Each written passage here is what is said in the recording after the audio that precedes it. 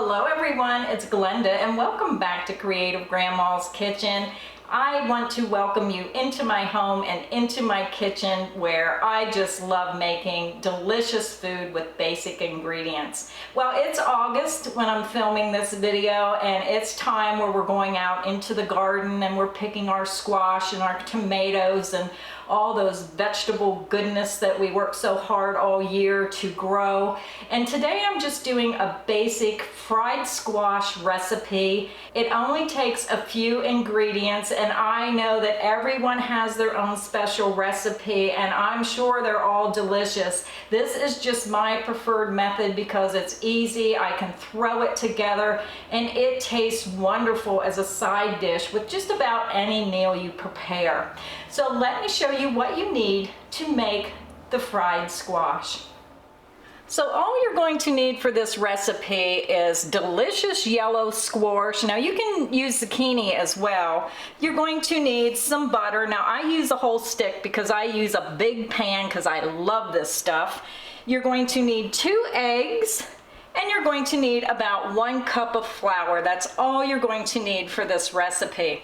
Now I already washed my squash, so I'm just going to cut the ends off.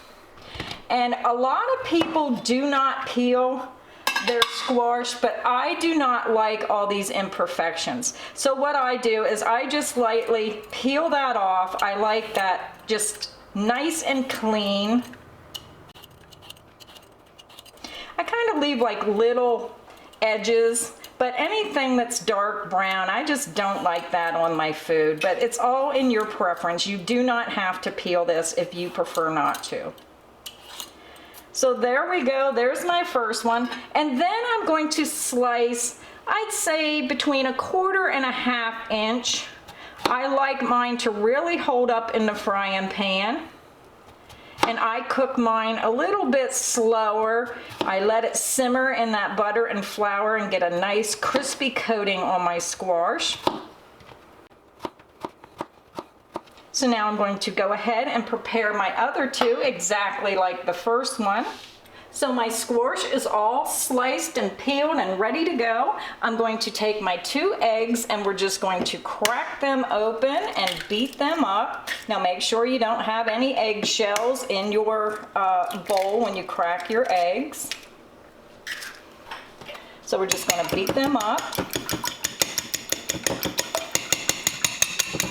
And then I like to add just a touch, very, very small amount of water to just make them just a touch thinner to make it easy and more manageable to dip that squash.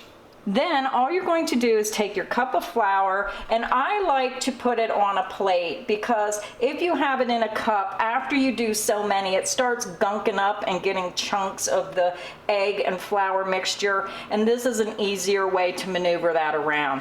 So let me grab my frying pan and let's get these cooking. So now I'm going to put my margarine in the pan. I'm not sure if I said butter or margarine. This is, I can't believe it's not butter, so I might have misspoke at the beginning. Now sometimes when I use butter, it kind of burns, so I switch to using margarine, but I still like that buttery flavor, so I use the I can't believe it's not butter. So now the other thing I do is I use 2 forks because you can use your fingers and start dipping, but then you're going to get all this stuff on your fingers, and after about 3 or 4 you have that egg and flour mixture, and then it's harder to get them in and out and coated nicely. So I'm going to spread my butter around. Now my pan isn't big enough because I love these things. I could eat these every day. I'm just going to stab a slice with my fork. I'm going to dip it in that egg. You want it coated really nice on both sides. Kind of get a little excess off, and then you're just going to dip it in the flour. Make sure you cover it well, shake it off, and then you're just going to put it in your pan. Now you want to make sure your pan's not too hot. It's better to cook these slow, and I don't turn mine until the bottom starts to turn brown on the first side. So these will set in the pan until it browns, and then I'll flip them. So let's continue dipping, excess off, dip in the flour, and then I just use the other fork to kind of like cover that up, shake it off, put it in your pan.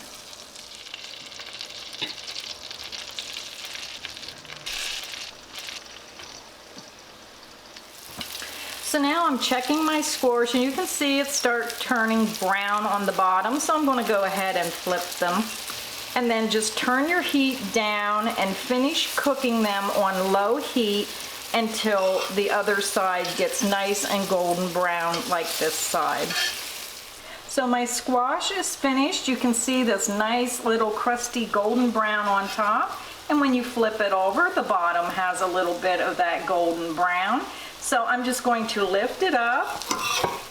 This is wonderful as well as a side with spaghetti, and then add a little bit of that spaghetti sauce onto your squash, and it is so delicious. I hope you enjoyed this simple recipe. If you have a garden and have those extra squash, give it a try and let me know if you like it. Thank you everybody for stopping by Creative Grandma's Kitchen. Please make sure you hit that subscribe button, and I'll see you next time in the kitchen.